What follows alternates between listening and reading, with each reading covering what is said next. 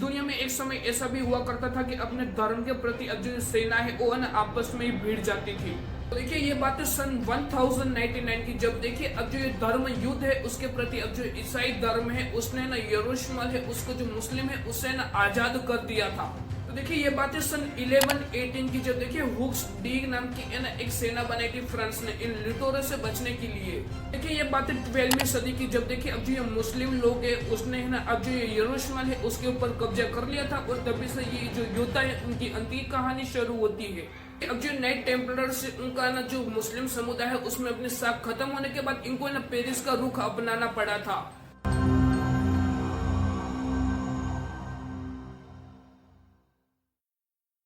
तो देखिए night Templars यानी कि इस दुनिया के सबसे खतरनाक योद्धाओं में से एक है, जो कि इसका अंत कैसे हुआ आइए मैं आपको इस वीडियो में समझाने की कोशिश करता हूँ और मैं आपको यह भी समझाने की कोशिश करूंगा कि आखिर इनका अंत कैसे हुआ और इनका जो खजाना है वो आज भी कहाँ पर स्थित है। देखिए ये बात है 1099 की, जब देखिए धर्म युद्ध के दौरान अब जो ये ईसाई वाले जो सैनिक यानी कि जो आर्मी मैन होते हैं उन्होंने ना यरूशलेम को है ना जो मुस्लिम है उनसे कब्जे से छुड़ाया था। देखिए यरूशलेम को जब देखिए मुस्लिम के कब्जे से छुड़ाया तो उसके ऊपर फिर अब जो ईसाई धर्म के जो आर्मी वाले हैं उनका ना हक हो गया था। देखिए अब जो ये पश्चिम यूरोप के जो लोग होते हैं वो और देखिए जो तीर्थ यात्री होते हैं वो ना यरूशलेम आना शुरू कर दिया था इसके बाद। देखिए इन सभी जो टूरिस्ट और जो तीर्थ यात्री और जो पश्चिम यूरोप के जो लोग हैं उनके लिए एक सेना यानी कि एक आर्मी बनाई गई थी जिसको बोलते हैं नाइट्स टेम्पलर्स।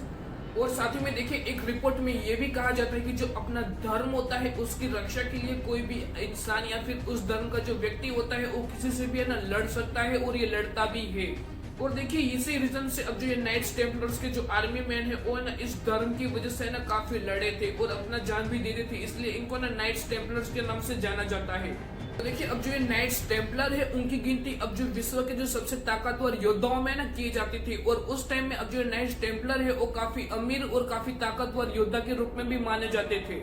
और साथ ही में देखिए एक समय ऐसा भी आया जब ये नाइट्स टेम्पलर्स है उसने शासकों को ही छोड़ दी थी और इसके बाद जो पोप की अपील थी उसको भी है ना नजरअंदाज कर दिया था। और देखिए यही से है ना ये शुरू होती है अब जो रहस्यों में जो योद्धा है उनकी अंत की कहानी। और साथ ही में देखिए अब जो ये योद्धा है उनकी है ना अजीबो गरीब कहानी के रीजन से अब जो ये इतिहासकार वाले जो लोग होते हैं उनकी तो है ना सालों से ना नींद उड़ चुकी थी, ऐसा भी कहा जाता है एक रिपोर्ट में। और साथ ही में देखिए अब जो ये इतिहासकारी वाले जो लोग होते हैं वो इनके ये योद्धा है उनके विषय में ना नई नई कहानी जुटाते रहे और नई नई जो कहानी और इनके बारे में जो जानकारी है वो ना जुटाते रहे थे। देखिए आज भी मैं आपको इस वीडियो में इनके उदय और इनके अंत के बारे में बता रहा हूँ इस वीडियो में। तो देखिए इस दुनिया में एक समय ऐसा भी हुआ करता था कि अपने धर्म के प्रति अब जो सेना है वो ना आपस में ही भिड़ जाती थी। तो आइए इसी के साथ जानते हैं कि अब जो ये नाइट्स टेम्पलर है वो आखिर क्या है और क्या है इनकी कहानी। तो देखिए ये बात है सन 1099 की, जब देखिए अब जो ये धर्म युद्ध है उसके प्रति अब जो ईसाई धर्म है उसने ना यरूशलेम है उसको जो मुस्लिम है उससे ना आजाद कर दिया था। देखिए इसके बाद अब जो ये ईसाई धर्म के जो शासक होते हैं उसने ना यरूशलेम पर कब्जा कर लिया था और इसके बाद देखिए पश्चिम यूरोप के लोग और जो तीर्थ यात्री है वो ना यरूशलेम की यात्रा कर सकते थे। लोग ऐसा भी कहते हैं कि अब जो मुस्लिम वाले के जो इलाके थे जो कि यरूशलेम में थे उसके साथ देखिए वहाँ पे जो लोग यात्रा करते थे वो ना लूटपाट का शिकार होते थे उस टाइम पे। तो देखिए ये बातें सन 1118 की, जब देखिए हुक्स डी नाम की है ना एक सेना बनाई थी फ्रांस ने इन लिटोरे से बचने के लिए। इस दुनिया के सबसे खूंखार योद्धाओं का काम यही था कि अब जो ये यरूशलेम में जो लोग यात्रा करना आते थे उनको ना एक अच्छी सुरक्षा महसूस कराना था। यानी कि देखिए इसका सीधा मतलब यही होता है कि जो लोग यरूशलेम की यात्रा करते थे जो कि पश्चिम यूरोप के लोग और जो भी तीर्थ यात्री थे उनकी सुरक्षा करना और उनके ऊपर कोई आक्रमण न करे ये ध्यान रखना, ये इनका काम था इस विश्व के सबसे खतरनाक योद्धाओं का। और देखिए अब जो नाइट्स टेम्पलर नाम की जो योद्धा है उनकी है ना बढ़ोतरी होती रही, यानी उनकी जो सुरक्षा और उनकी जो जिम्मेदारी है वो इसके बाद है ना और भी ज्यादा बढ़ चुकी थी। और देखिए यरूशलेम में जो क्रूसेडर जो स्टेट होता है उसका है ना इसको है ना वो जिम्मेदार यानी कि इनका रक्षक बना दिया था इस नाइट्स टेम्पलर को। देखिए इन सभी के बाद अब जो ये योद्धा है जो कि नाइट टेम्पलर्स के नाम से जाने जाते हैं उनको है ना ऐसे में जाने लगा कि ये ना कभी हार मानते ही नहीं है और इनकी कभी हार हुई ही नहीं है, ऐसा इनको है ना पहचान मिली थी। और इसके बाद देखिए यरूशलेम के शासन ने बाल्डविन ने है ना अब जो द्वितीय टेम्पल माउंट है उसमें ना मुख्यालय बनाने की मंजूरी भी दे दी थी। देखिए इसके बाद ही अब जो ये नाइट्स टेम्पलर है उसको ये नाम मिला था, यानी ये नाम लोग है ना जानते थे। और देखिए अब जो नाइट्स टेम्पलर है उन्होंने ना मुस्लिमों के सामने ना बहुत सारी जंग लड़ी है और साथ में सभी जंग है ना जीती भी है अभी तक। आइए साथियों में मैं आपको ये भी बताता हूँ कि आखिर अब जो नाइट्स टेम्पलर है उनका बुरा वक्त आखिर कब और कहां से शुरू हुआ था। देखिए एक समय ऐसा भी था कि अब जो नाइट टेम्पलर्स के जो योद्धा है वो बहुत ज्यादा अमीर थे और बहुत ज्यादा ताकतवर भी थे। एक समय में इनके बारे में ये भी कहा जाता था कि ये कभी आत्मसमर्पण नहीं करते थे, कभी भी हार नहीं मानते थे। देखिए ये बातें 12वीं सदी की, जब देखिए अब जो ये मुस्लिम लोग है उसने है ना अब जो ये यरूशलेम है उसके ऊपर कब्जा कर लिया था और तभी से ये जो योद्धा है उनकी अंत की कहानी शुरू होती है।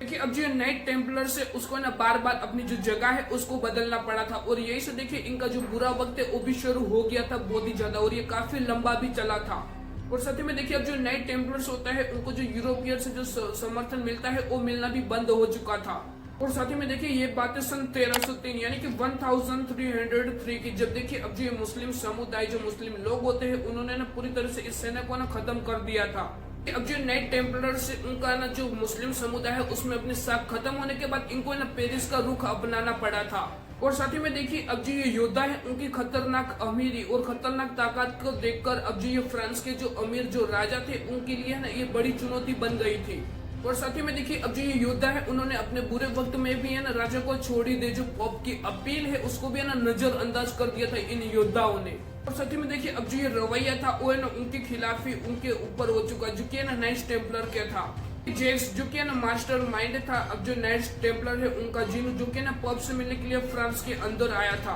और देखियो फ्रांस के राजा ने जब ये कर्ज उसको देने से इनकार कर दिया, बाद में अब जो नाइट्स टेम्पलर है उनको 1307 में ना बंदी बना लिया गया था फ्रांस के अंदर। नाइट टेम्पलर्स को बंदी बनाकर पूरे फ्रांस में इनके खिलाफ है ना मुकदमे चलाए गए थे। तो देखिए इतिहास में इनको ना ट्रायल्स ऑफ नाइट टेम्पलर्स के नाम से भी इसको ना जाना जाता है। तो देखिए इसके बाद अब जो फ्रांस का राजा है जिसका नाम था फिलिप चतुर्थ, उसने ना इस सेना को खत्म करने का आदेश दे दिया था। यानी कि देखिए सीधा मतलब यही होता है कि अब जो फिलिप चतुर्थ है जो कि फ्रांस का राजा था उन्होंने ना अब जो नाइट्स टेम्पलर से उसको खत्म करने का आदेश दे दिया था। इसके बाद से ही देखिए अब जो फ्रांस की आर्मी है उसने नाइट्स टेम्पलर को ना जलाकर मार दिया था, ऐसा भी कहा जाता है एक रिपोर्ट के अंदर। आज भी देखिए अब जो नाइट्स टेम्पलर का जो खजाना है वो आज भी है ना एक रहस्य बना हुआ है पूरे दुनिया के लिए। साथ ही में देखिए अब जो नाइट्स टेम्पलर है उनको जब यरूशलेम में जो सत्ता हासिल हुई थी उसके दौरान उनको ना बहुत सारे जो रत्न थे ज्वेलर्स थे वो ना सबको ना दान में दे दिया था, ऐसा भी कहा जाता है। और देखिए इससे भी ज्यादा जब इस सेना को यरूशलेम में अपनी सत्ता मिली थी तो यरूशलेम में इनको ना लाखों टन है ना खजाना मिला था, ऐसा भी कहा जाता है एक रिपोर्ट में। और साथ ही में देखिए एक रिपोर्ट में यह भी कहा जाता है कि अब जो ये